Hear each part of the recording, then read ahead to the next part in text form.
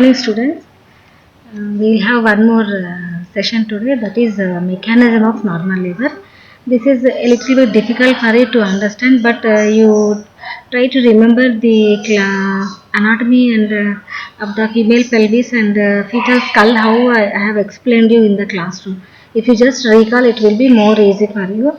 Even if you don't understand by reading this tutorial once, you try to read as many times as you need. Even then, if you don't understand, then we'll have a discussion. Anyway, we'll have discussion in the classroom when you come over here. Okay. So we'll have a mechanism of normal labor. What is mechanism of normal labor? It's nothing but the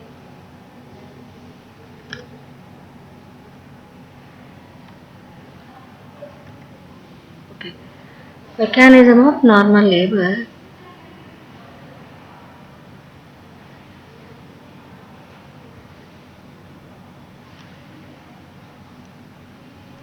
So see what is it? Labor, first of all, labor may be defined as rhythmic contraction and relaxation of the uterine muscles with progressive effacement and dilatation of the cervix, leading to expulsion of the products of conception.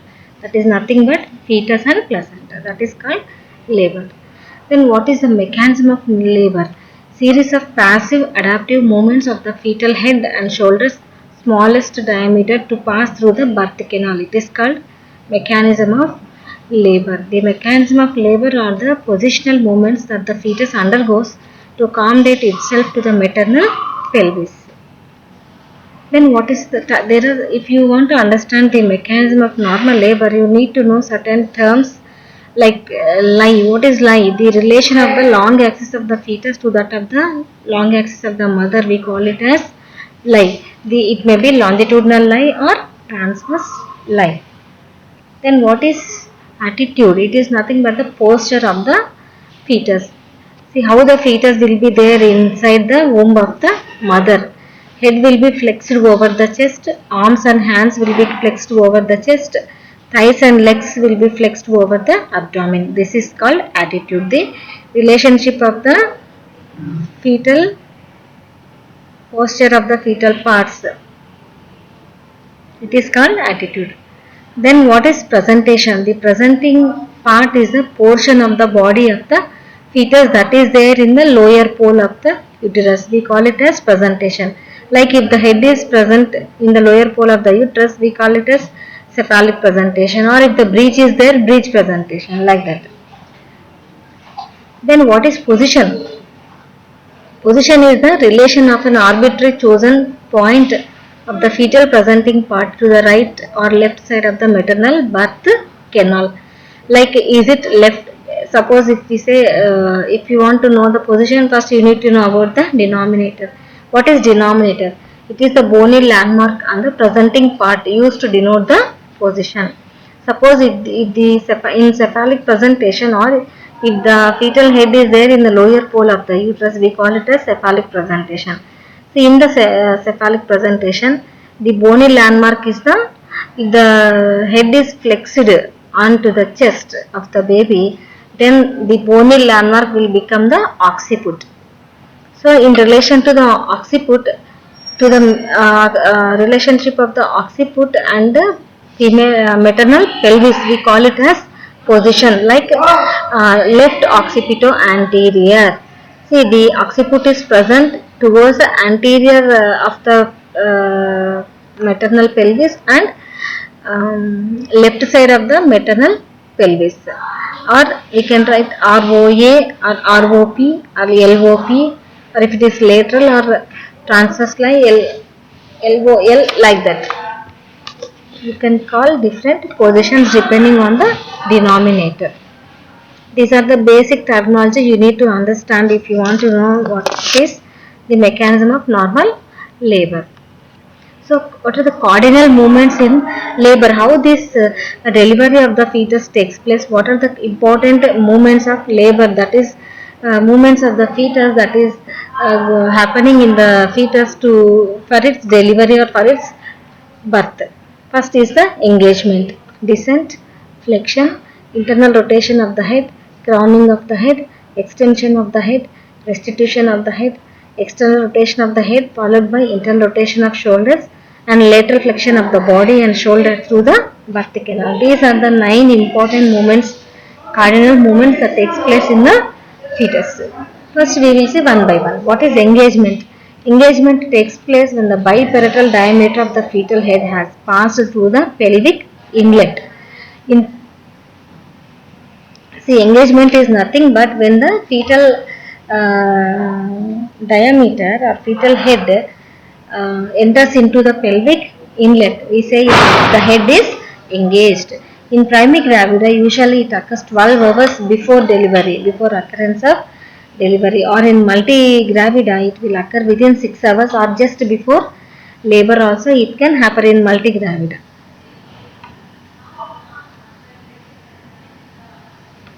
So in primigravida, before the onset of engagement takes place before the onset of labor. In multipara it takes place in late first stage. Next, descent. What is descent? It is a continuous movement throughout the process of delivery. Descent results in number of forces including contractions and maternal pushing effort with contraction of her abdominal muscles. Throughout the labor, descent takes place. That is, fetal head passes from the pelvic brim, cavity, outlet, and it escapes through the vagina into the external world, or the head will be delivered, then the fetal shoulder, then body will be delivered. So throughout the labor process, descent takes place. This descent takes place due to contractions of the maternal uterus and maternal pushing effort with the contraction of the abdominal muscles, and also some of the other movements also takes place. We will see in next slides. Flexion. As the head descends, it meets resistance from the pelvic walls and floor, and this leads to increased flexion of the head. As we said, when the head elbow A position, the it descends in the same elbow A position. See, the greater diameter will be engaging. See, this greater diameter, in order to, it may suffer from complications, or it may not be able to pass through the female pelvis if that is the diameter. So when the head pushes the pelvic walls, there a sort of resistance will be developed in the fetal developed. So that resistance is responsible for increased flexion of the head, where the shortest longitudinal diameter of the head, that is suboccipitobregmatic, which is 9.5 centimeters, can pass through the birth canal easily instead of longer diameter. Next is internal rotation of the head. The occiput leads and meets the pelvic floor first and rotates anteriorly 1/8 of a circle. See, when the head descends, when the head engages in ROA position, I told you it is not possible when the largest diameter is engaging. So, increased flexion of the head takes place. At the same time, the head, that is in the at the level of the iliopectineal eminence of the female pelvis, rotates anterior to 1/8 of a circle, so that the occiput comes just at the symphysis pubis. Occiput will be located at the level of symphysis pubis in internal rotation of the head. Next, crowning of the head. After internal rotation of the head, further descent occurs until the occiput lies underneath the pelvic arch. At this stage, the maximum diameter, that is the biparietal diameter, stretches the vulval outlet. So, due to the crowning of the head, this occiput escapes the bony prominence, that is occiput of the fetal head escapes through the symphysis pubis, so that no damage occurs to the fetal head.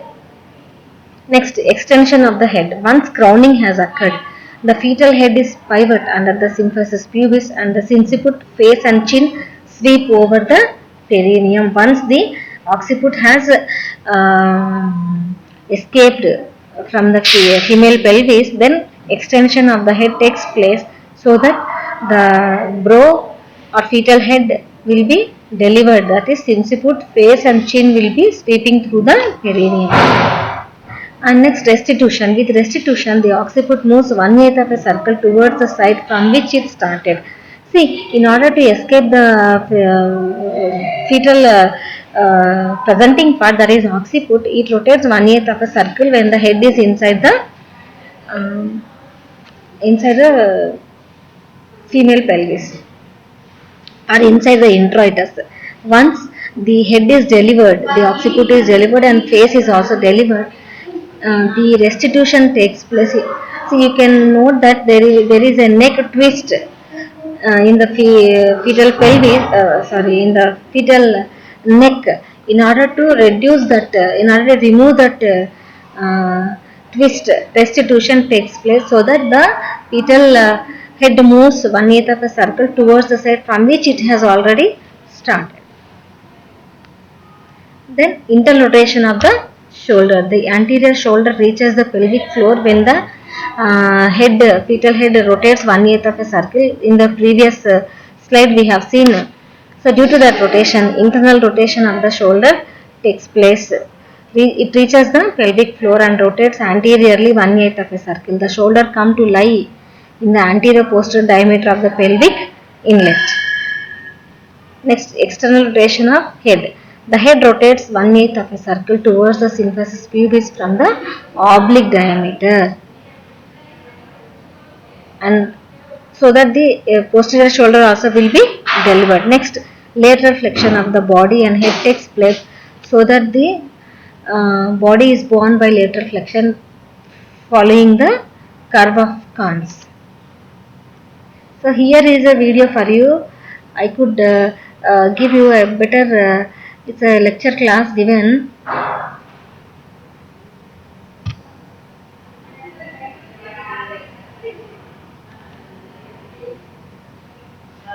So here is a video for you.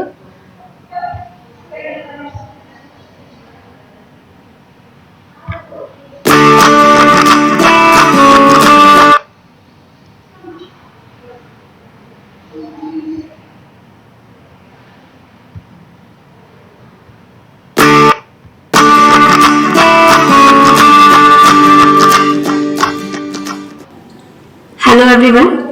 Here in this lecture I am going to deal about one important practical based topic, that is normal mechanism of labor. Before I start, let's know what is the mechanism.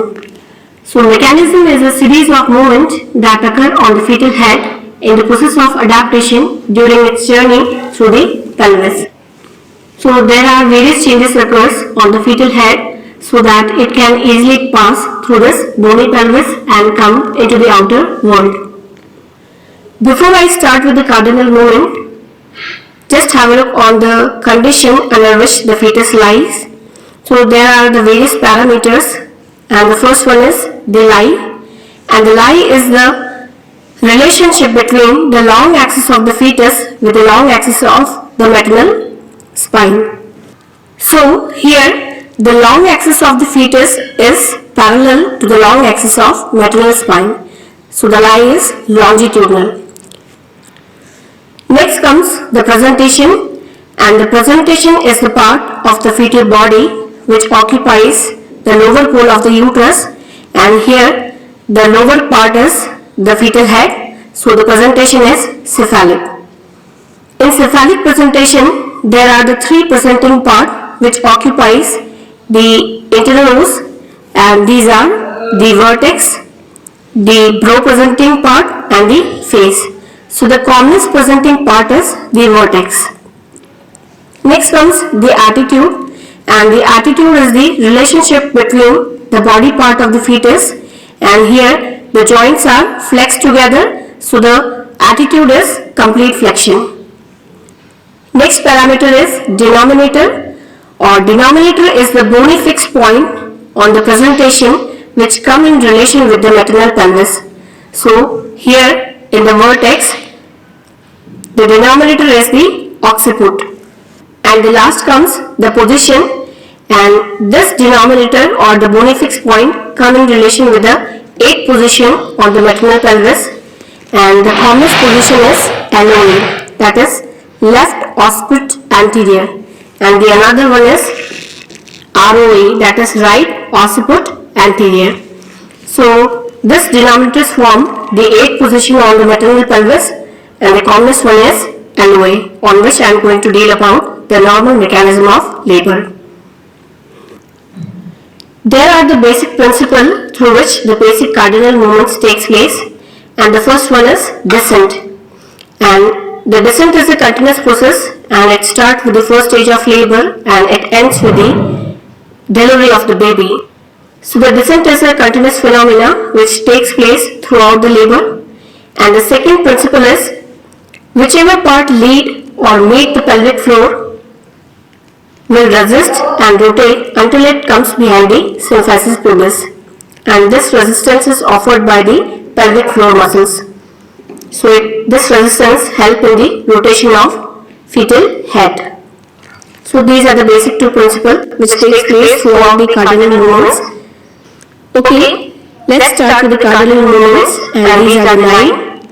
And the first cardinal movement is engagement, and the available engaging diameter in the pelvic brim is the widest diameter, and this is the transverse diameter. It extends from the two farthest point of iliopectineal line, and it is about 13 cm.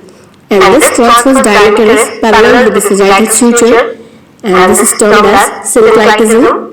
But the most common position is LOA, that is left occipital anterior, in which the occiput is the leading part, which comes in relation with the iliopectineal eminence, and the shoulders are lying on the oblique diameter of the pelvic brim, that is left side, left oblique diameter.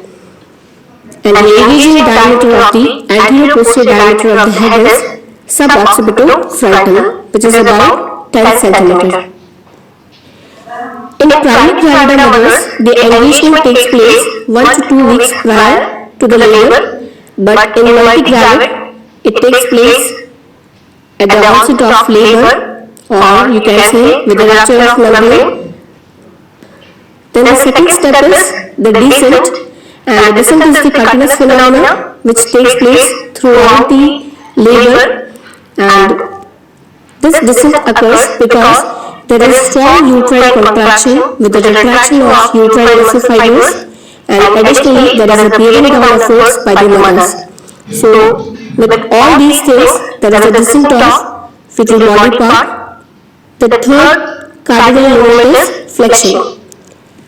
With the increased uterine contraction and the resistance offered by the pelvic floor muscle, there is a flexion, and the fetal head comes in contact with the chest, and the presenting diameter is known as suboccipitobradematic, and it is about 9.5 cm. So there is a flexion in the third step. To see the further cardinal movements, I am just letting the pelvis in lying down position, and after the flexion there is the internal rotation of head, and the head rotates 1/8 of the circle, or you can say 45-degree angle, and comes behind the symphysis pubis. But there is a torsion, or there is a twist in the neck which sustains for a while. The internal rotation of head takes place because the pelvic floor muscles are hammock shaped, which offers the downward movement of the head.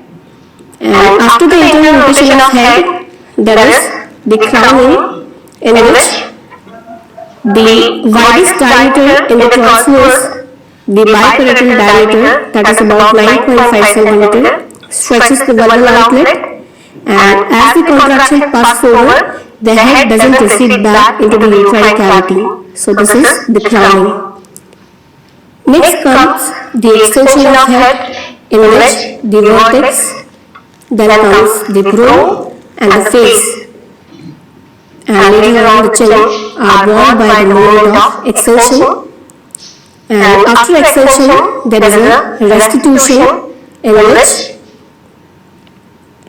There was a torsion of neck that was occurred at the time of internal rotation of head was released over here, and there is no torsion remaining backside. Next comes the internal rotation of shoulder, which was lying on the oblique diameter of the brain, is come behind the symphysis pubis, and it is externally visible by the external rotation of head.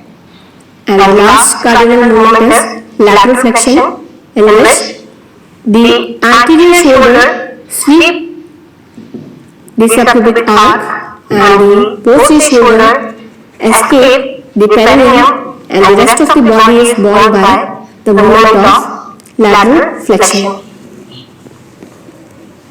So let's have a look on these all cardinal movements, and cardinal movements are the engagement, descent, then comes flexion, internal rotation of head, then comes the crowning, after that the extension of head, restitution, internal rotation of shoulder with the external rotation of head, and the last one is the lateral flexion.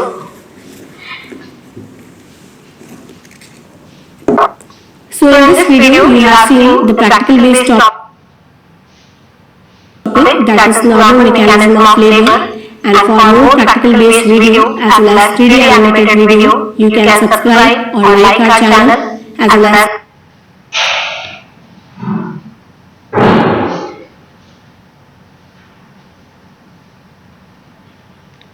So I hope you have understood the mechanism of normal labor clearly. See, read this, go through this video as many times as you need. Okay, it will be clear for you. Even if you don't understand, we'll have one more discussion when you come over to here. Okay, girls? Bye.